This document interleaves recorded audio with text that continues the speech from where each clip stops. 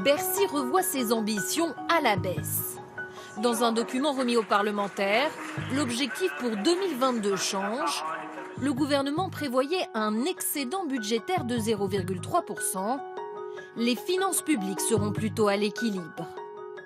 Moins bien que prévu, mais ce serait déjà un succès selon Édouard Philippe. Ça fait 43 ans, Madame Roux, que la France vote des budgets en déficit.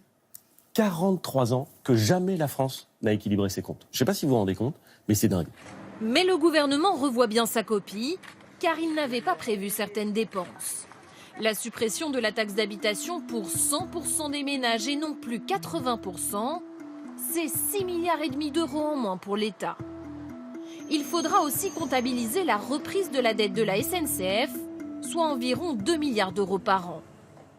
Autre problème, le gouvernement table sur une bonne santé de l'économie, mais pour ce spécialiste, le contexte risque de se dégrader. Si on intègre des données d'une aggravation de la crise commerciale entre les États-Unis et l'Europe, alors il faudra réviser encore plus à la baisse et les perspectives de croissance et les perspectives budgétaires et fiscales. Pour atteindre ces objectifs, le gouvernement doit aussi préciser dans les prochaines semaines quels efforts seront faits. Bercy doit montrer l'exemple dès demain avec la présentation d'un plan d'économie.